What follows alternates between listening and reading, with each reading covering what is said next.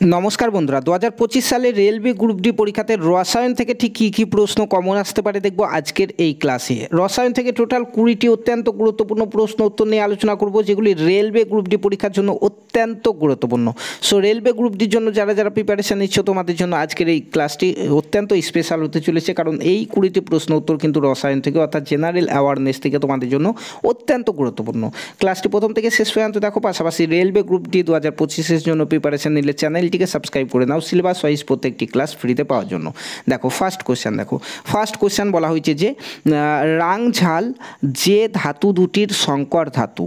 রাংঝাল কোন ধাতু দুটির সংকর ধাতু? দেখো এখানে চারটি অপশান কিন্তু তোমার রয়েছে। তোমার এখানে সঠিক হয়ে যাবে রাংঝাল হচ্ছে টিন এবং সিসার সংকর ধাতু, অপশান ডি হয়ে যাবে তোমার এখানে সঠিক অ্যান্সার। ঠিক আছে, নেক্সট কোশ্চেন দেখো। নেক্সট কোশ্চেন হচ্ছে বায়ুমণ্ডলে কোন গ্যাসের পরিমাণ সর্বাধিক?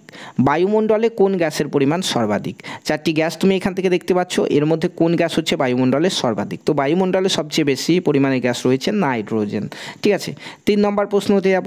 দেখো 3 নম্বর প্রশ্নতে বলা হয়েছে নিম্নলিখিতর মধ্যে কোন গ্যাসটি বিমানের চাকা ভরাট করতে ব্যবহৃত হয়? নিম্নলিখিতর মধ্যে কোন গ্যাসটি বিমানের চাকা ভরাট করতে ব্যবহৃত হয়? তো বিমানের চাকা ভরতে নাইট্রোজেন গ্যাস ব্যবহৃত হয়, অপশান এতে রয়েছে, অপশান এ হচ্ছে সঠিক অ্যান্সার। 4 নম্বর প্রশ্ন দেখো, বলা হয়েছে নিম্নলিখিতর মধ্যে কোনটি বায়ুমণ্ডলে পাওয়া যায় না? এর মধ্যে কোনটি বায়ুমণ্ডলে পাওয়া যায় না? বায়ুমণ্ডলে পাওয়া যায় না, দেখো বেরিয়াম, অপশান ডিতে রয়েছে, দেখো বেরিয়াম বায়ুমণ্ডলে পাওয়া যায় না। ঠিক আছে, নেক্সট 5 নম্বর কোশ্চেনে চলো। 5 নম্বর কোশ্চেনটি দেখো, বলা হয়েছে নিম্নলিখিতর মধ্যে কোনটি কাঁচের উপর লেখার জন্য ব্যবহৃত হয়? কোনটি কাঁচের উপর লেখার জন্য ব্যবহৃত হয়? দেখো এখানে অপশান কিন্তু একটাও নেই, কারণ কাঁচের উপর লেখার জন্য ব্যবহৃত হয় হাইড্রোজেন ফ্লোরাইড অর্থাৎ এইচএফ কাঁচের উপর লেখার জন্য ব্যবহৃত হয়। তাহলে এখানে কোনোটি নয়, অপশান ডি হয়ে যাবে তোমার এখানে সঠিক অ্যান্সার। ঠিক আছে, এখানে হাইড্রোজেন ক্লোরিক অ্যাসিড আছে, কিন্তু হাইড্রোজেন ক্লোরিক না, হাইড্রোজেন ফ্লোরাইড। ঠিক আছে, তাহলে চলো নেক্সট 6 নম্বর কোশ্চেনে চলে যাই। দেখো বলা হয়েছে সূর্যে কোন পদার্থ প্রচুর পরিমাণে রয়েছে? অত্যন্ত গুরুত্বপূর্ণ একটি প্রশ্ন, সূর্যে কোন পদার্থ প্রচুর পরিমাণে রয়েছে? তো সূর্যে সবথেকে বেশি পরিমাণে রয়েছে হাইড্রোজেন, অপশান বিতে রয়েছে, দেখো হাইড্রোজেন সবথেকে বেশি পরিমাণে রয়েছে সূর্যতে। দেখো নেক্সট 7 নম্বর প্রশ্ন দেখো, বলা হয়েছে যে বক্সাইট যে ধাতুর আকরিক। বক্সাইট কোন ধাতুর আকরিক? এর মধ্যে কোন ধাতুর আকরিক হচ্ছে বক্সাইট হচ্ছে অ্যালুমিনিয়ামের আকরিক, অপশান ডি হয়ে যাবে সঠিক। চলো নেক্সট 8 নম্বর প্রশ্নটি দেখো। 8 নম্বর প্রশ্নতে জিজ্ঞাসা করা হয়েছে যে নিম্নলিখিতর মধ্যে কোনটি প্রকৃতিতে সর্বদা মুক্ত অবস্থায় পাওয়া যায়? নিম্নলিখিতর মধ্যে কোনটি প্রকৃতিতে সর্বদা মুক্ত অবস্থায় পাওয়া যায়? চারটি অপশান দেখো, এর মধ্যে হচ্ছে সোনা প্রকৃতিতে কিন্তু সর্বদা মুক্ত অবস্থায় পাওয়া যায় আমরা জানি, তাহলে অপশান এ হয়ে যাবে, সোনা হয়ে যাবে এখানে সঠিক অ্যান্সার। চলো 9 নম্বর প্রশ্ন দেখো, বলা হয়েছে নিম্নলিখিতর মধ্যে কোনটি আম্লিক প্রকৃতির? নিম্নলিখিতর মধ্যে কোনটি আম্লিক প্রকৃতির? তো আম্লিক প্রকৃতির হচ্ছে ভিনিগার, দেখো ভিনিগার, অপশান ডিতে রয়েছে। 10 নম্বর প্রশ্নতে যাই। বলা হয়েছে যে অগ্নি নির্বাপনে যে গ্যাস ব্যবহার করা হয়, তা হলো, তোমার এখানে কোনটি সঠিক অ্যান্সার হবে? তোমার এখানে সঠিক অ্যান্সার হয়ে যাবে কার্বন ডাইঅক্সাইড। অগ্নি নির্বাপনে কার্বন ডাইঅক্সাইড ব্যবহার করা হয়। নেক্সট 11 নম্বর প্রশ্নতে চলো, বলা হয়েছে বাদামি বলয় পরীক্ষায় ব্যবহার হয় কি? বাদামি বলয় পরীক্ষায় ব্যবহার হয় নাইট্রেটের বিশ্লেষণ, অপশান এতে রয়েছে, দেখো।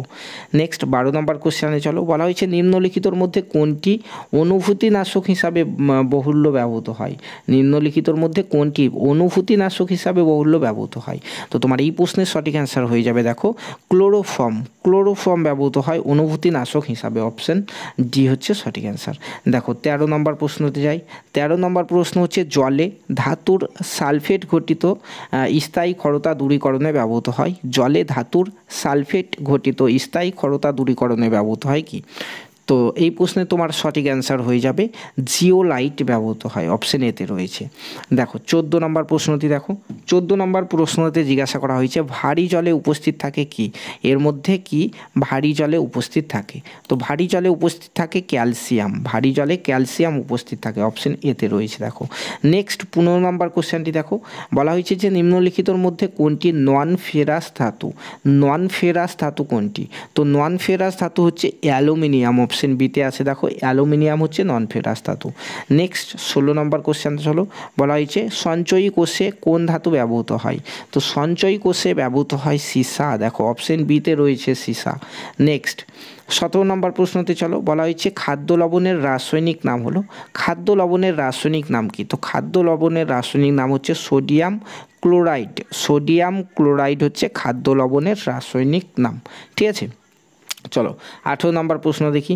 18 নম্বর প্রশ্নতে দেখো বলা হয়েছে কতকগুলি তৈলবীজ অনেক দিন ধরে রেখে দিলেও তাদের থেকে উৎপন্ন তেলের মানের কোনো পরিবর্তন হয় না, তার কারণ তার মধ্যে কি থাকে? কারণ তার মধ্যে থাকে দেখো অসম্পৃক্ত ফ্যাটি অ্যাসিড। অসম্পৃক্ত ফ্যাটি অ্যাসিড থাকার জন্য কতগুলি তৈলবীজ অনেক দিন ধরে রেখে দিলেও তাদের থেকে উৎপন্ন তেলের মানের কোনো পরিবর্তন হয় না, তাহলে অপশান ডি হবে এখানে।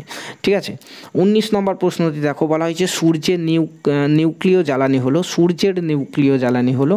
তো সূর্যের নিউক্লিয় জ্বালানি হচ্ছে সূর্যের মধ্যে সব থেকে বেশি পরিমাণে যেটি থাকে সেটি কি বললাম একটু আগে, হাইড্রোজেন সব থেকে বেশি পরিমাণে থাকে এবং সূর্যের নিউক্লিয় জ্বালানিও হচ্ছে হাইড্রোজেন। অপশন বি হচ্ছে সঠিক অ্যান্সার। দেখো 20 নম্বর কোশ্চেনে চলো, 20 নম্বর কোশ্চেনে কি বলা হয়েছে? বলা হয়েছে সাধারণ তাপমাত্রায় কোন ধাতুটি তরল অবস্থায় থাকে? সাধারণ তাপমাত্রায় কোন ধাতুটি তরল অবস্থায় থাকে? তো সাধারণ তাপমাত্রায় HG তরল অবস্থায় থাকে। ঠিক আছে, HG।